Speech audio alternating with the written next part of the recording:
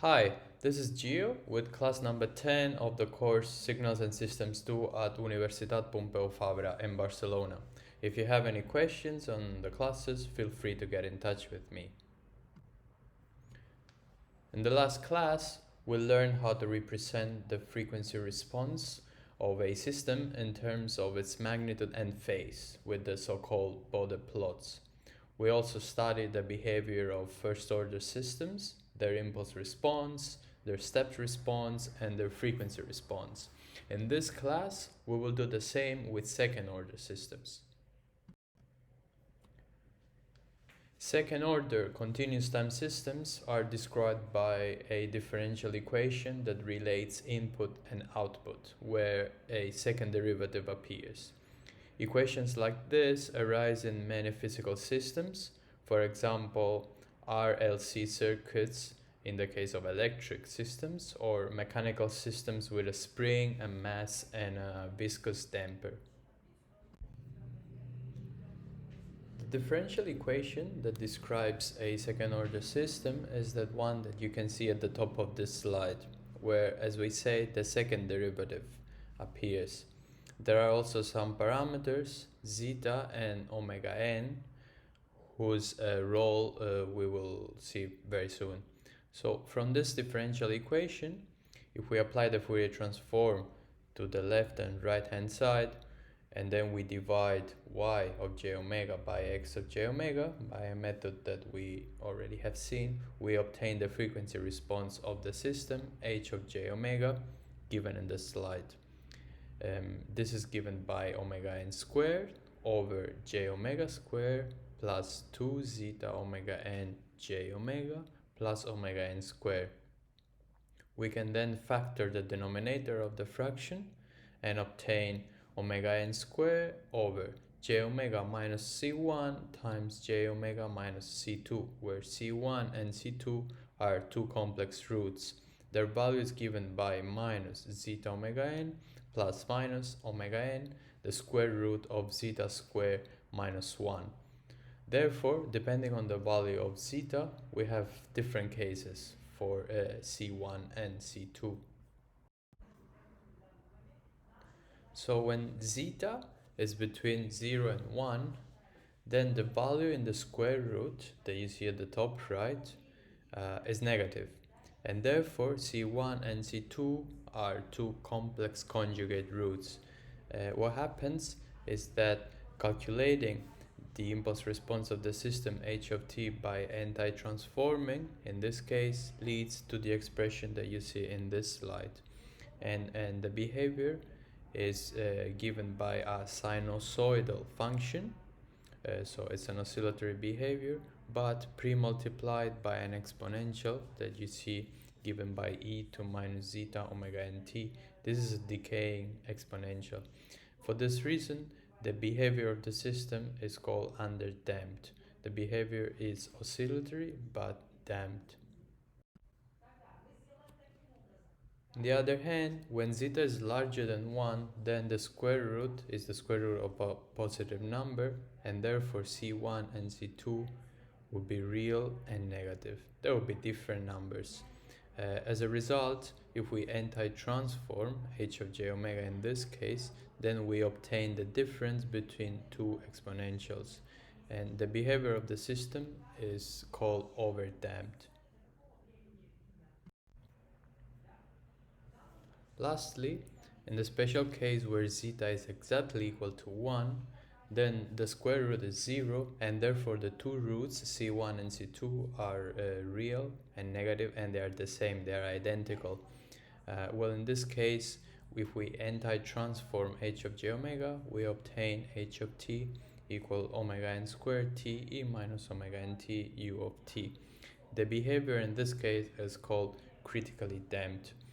Notice that calculating these anti-transforms might look complicated because of the way these expressions look, but actually it is quite a simple task that we are already able to perform given what we learned in the previous classes.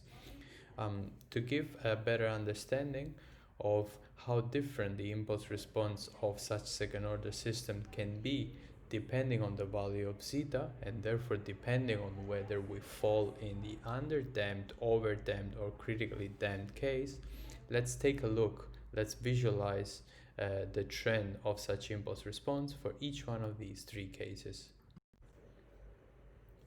So in this slide, we can now clearly see the behavior of the impulse response of a second order system for different values of the parameter zeta.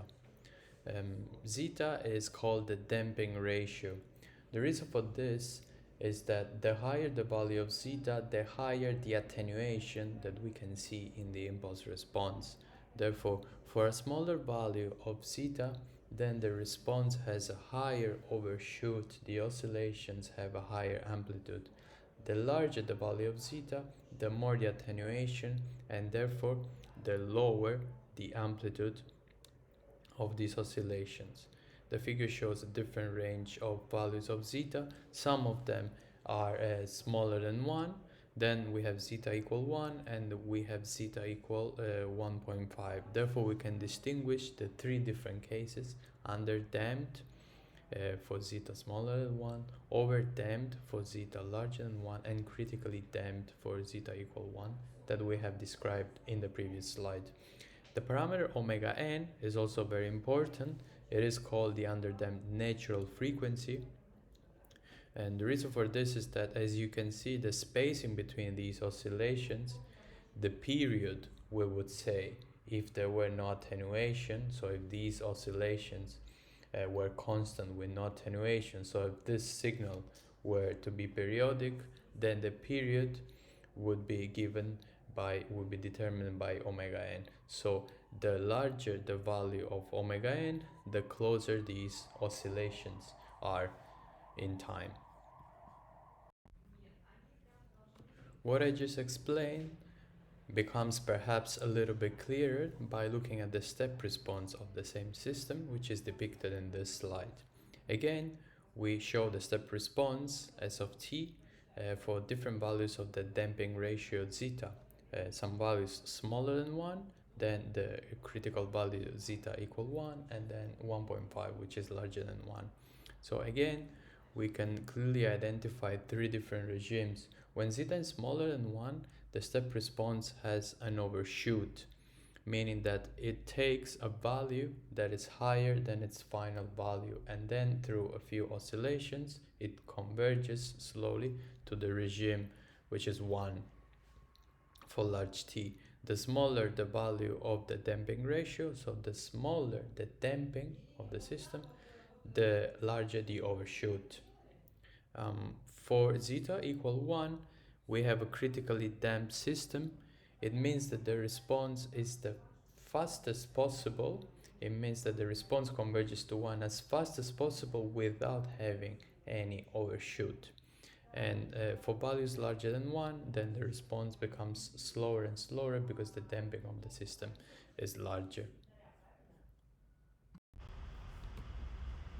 Let's now try to sketch the magnitude and phase plots for the frequency response of this second order system. Let's start by looking at the magnitude. So if we use a logarithmic scale, as we learned in the previous class, then we have 20 times the logarithm in base 10 of the magnitude of h of j omega.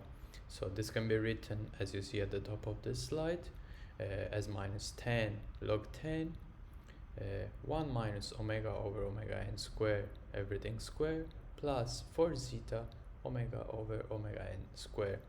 Once again, it is quite simple and convenient to try to obtain asymptotic approximations in different frequency regimes for such response. In particular, we look at low frequency behavior and high frequency behavior. By low frequency, we mean for frequencies omega much smaller than omega n, and by high frequency, conversely, for frequencies omega much larger than omega n.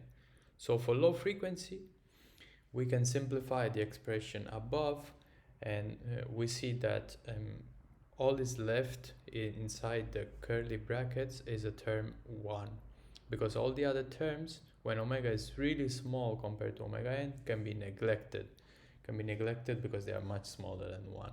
The result is therefore 0. That means that the behavior is well approximated by a constant 0 dB for low frequencies. On the other hand, for high frequencies, it is omega that is much larger than omega n. Therefore, the term 1 can be neglected, and out of the other two terms, depending on omega, the one with a larger power exponent is the one that survives.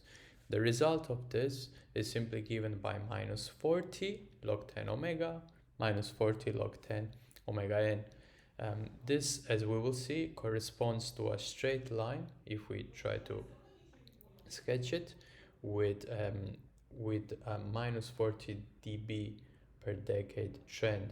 That means that if the frequency omega is increased by a factor 10, then the response correspondingly decreases by 40 dBs. So if we try to sketch this, we have the two asymptotic lines, which are depicted as dashed lines in this figure, meet exactly at the point omega equal omega n. This is called a break frequency, very similar to what we saw for first order systems. There's a break frequency and the asymptotic approximations meet there. The actual value of the frequency response is not 0 dB, but it can vary, and this variation actually depends on the value of the damping coefficient zeta of our system, but the asymptotic approximation does not depend on zeta. This is quite convenient. Of course, the accuracy would depend on zeta, but it is quite convenient for us if we want to understand, to have a grasp of the behavior of the system, to just draw the asymptotic approximation. So it's a very powerful tool. As we said, the behavior for low frequencies is constant, 0 dB, the system does not attenuate, but for high frequencies, higher than omega n, the system starts attenuating, and it attenuates much more than a first order system because the response decays by 40 dBs per decade. A first order system's response, if you recall from the previous video, decays by 20 dBs per decade. We can now try to sketch the phase of the frequency response. We do that in a similar manner. So the phase of the frequency response is given by the expression you see on this slide. It's minus the arctan of the ratio between 2 zeta omega over omega n divided by 1 minus omega over omega n squared. Once again, it is quite simple to sketch the behavior of the phase by using asymptotic approximations. So we put ourselves again in two different regimes, the low frequency regime and the high frequency regime. The low frequency regime is the one we have when omega is much smaller than omega n. For example, omega smaller than 0.1 omega n. And the high frequency regime, vice versa, when omega is much larger than omega n. So in these two cases, if we use a procedure of limit, we see that for very small omega, we get minus the arctan of a quantity that tends to 0 and it's positive. The result is therefore 0 approximately. In the other case, we also get minus the arctan of a quantity that tends to 0, but it is a negative quantity. The result is therefore minus pi. Let us now try to use these asymptotic approximations to sketch the phase of the frequency response. We see once again depicted in the figure on this slide with dashed lines the asymptotic approximations. The phase is 0 for small values of omega and it's minus pi for large values of omega. What about in between? It is usually pretty good to approximate the behavior with a straight line that connects the 2 points.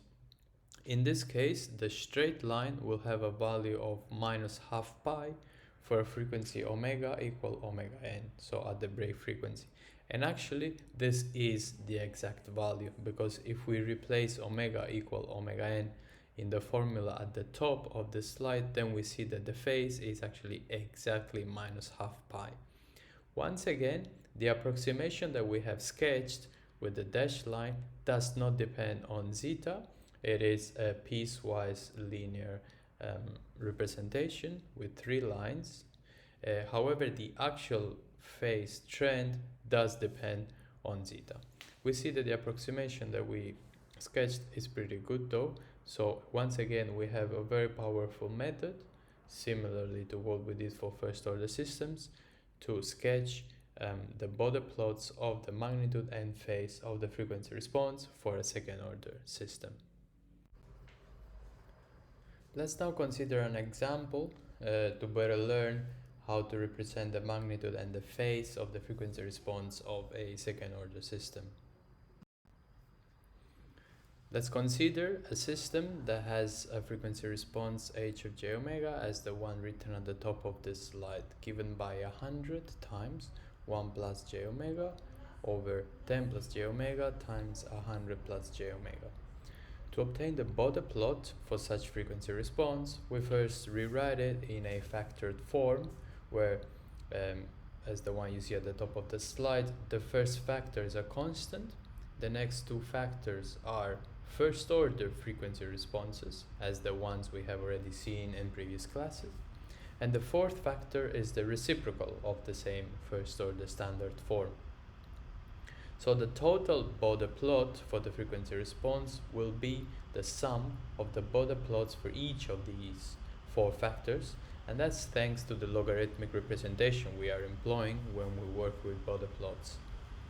So going one by one, we see that the constant factor 1 over 10 accounts for a vertical offset of minus 20 dB, because a gain of 0.1 corresponds to a loss of 20 dB.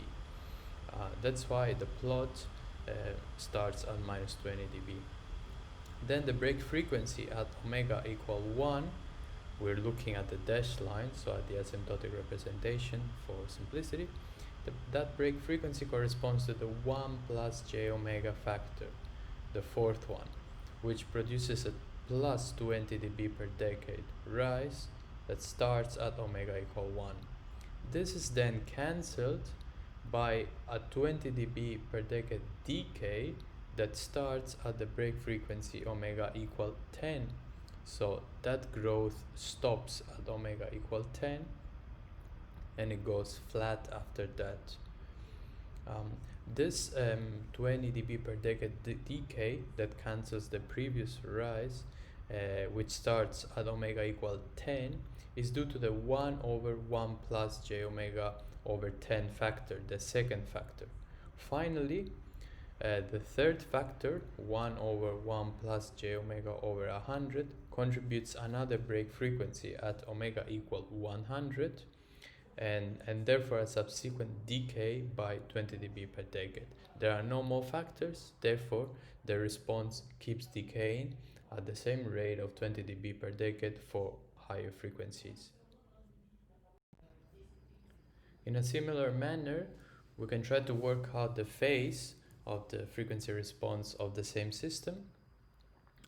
So to do that, it is much easier to break down the phase of the responses of each of the 4 terms which we have used to factor the response h of j omega. So starting by the first one, the constant factor 1 over 10, this contributes simply 0 to the phase because it's a real positive number. Moving on, the fourth factor 1 plus j omega contributes 0 to the phase for omega smaller than 0.1. Then it rises linearly from 0 to half pi between omega equals 0.1 and omega equal 10, and then it's constant for omega larger than 10. Basically, you can do this exercise as it's the phase of the frequency response of a first order term, just reciprocal. Okay. The rise produced by this fourth factor, which we said starts at 0.1, is cancelled at omega equal 1.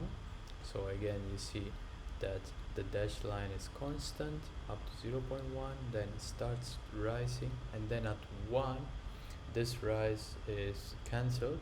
It flattens again by the second factor. In fact, the second factor, 1 over 1 plus j omega over 10, decreases linearly by half pi per decade between omega equal 1 and omega equal 100.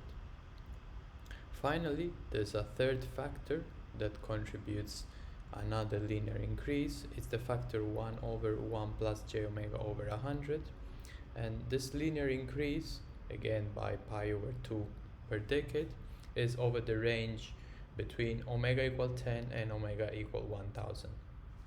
So a simple way to obtain the approximated phase of the frequency response, drawn in dashed line in this figure, is to do it individually for each of the 4 terms in which the response has been decomposed, and then by simply adding up the frequency responses.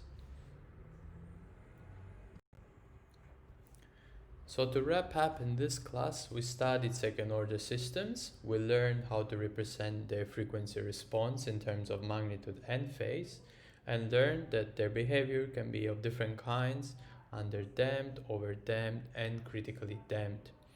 In the next class, we'll learn about sampling a signal, which means converting it from a continuous time to a discrete time representation, and then reconstructing it without losing any information.